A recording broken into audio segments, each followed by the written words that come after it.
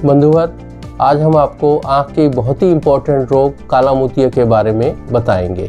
काला मोतिया जो है कि बहुत ही इम्पोर्टेंट कारण है ब्लाइंडनेस का। और सफ़ेद मोतिया और काला मोतिया में ख़ास फ़र्क ये होता है कि सफ़ेद मोतिया में चाहे जितनी निगाह चली जाए वो दोबारा आ जाती है आमतौर पे, लेकिन काले मोतिये में जो निगाह चली जाती है वो वापस नहीं आती है। अतः यह ज़रूरी है कि काले मोतिये का टाइम पर इलाज किया जाए और टाइम पर उचित इलाज किया जाए, ताकि आँख की निगाह जो चली गई है और आगे ना जाए। तो काला मोतिया क्या होता है? काला मोतिया आँख की जो एक ऑप्टिक नर्व होती है उसकी बीमारी को काला मोतिया कहते हैं। ऑप्टिक नर्व जो है, समझ लीजिए केबल है जो कि आँख से ब्रेन के बीच में जाती है।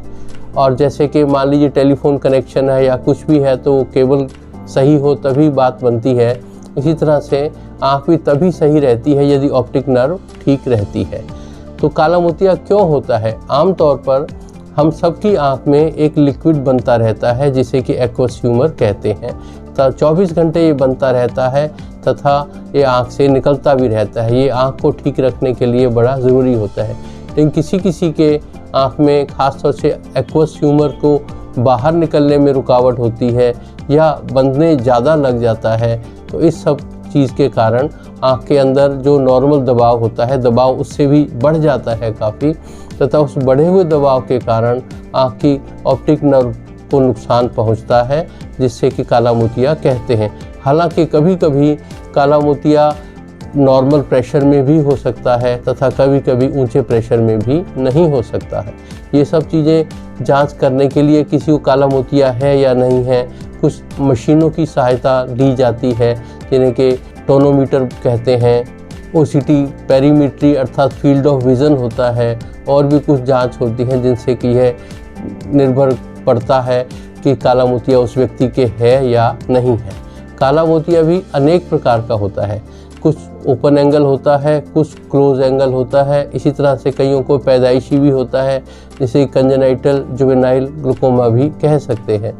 जो काला मोतिया ओपन एंगल होता है वो ख़ास तौर से ख़तरनाक है, क्योंकि वो धीरे धीरे निगाह को खाता जाता है तथा व्यक्ति को तब पता चलता है जब उसकी आँख की निगाह काफ़ी जा चुकी होती है।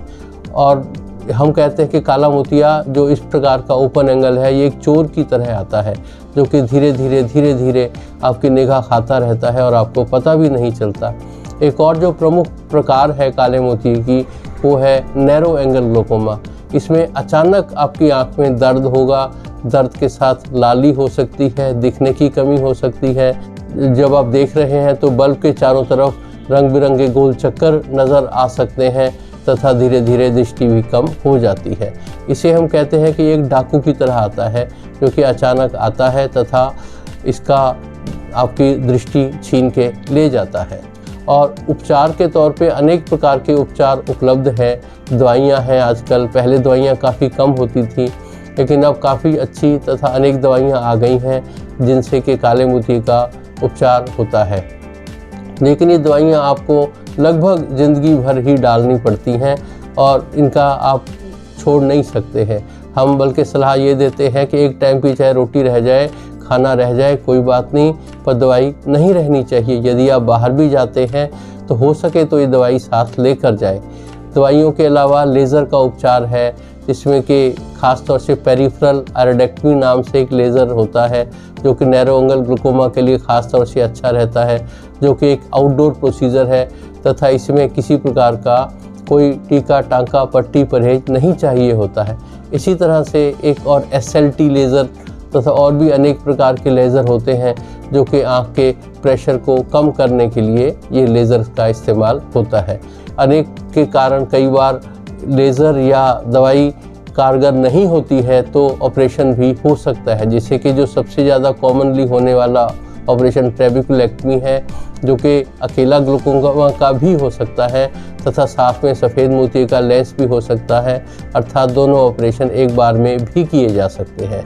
और फिर भी कई लोगों का ये होता है कि आई साइट भी चली गई, फिर भी दर्द हो रहा है काले मोतिये का, तो साइक्लोक्रायो आदि अनेक प्रकार के उपचार होते हैं जिनसे कि आँख को कष्ट से आराम दिलाया जा सके।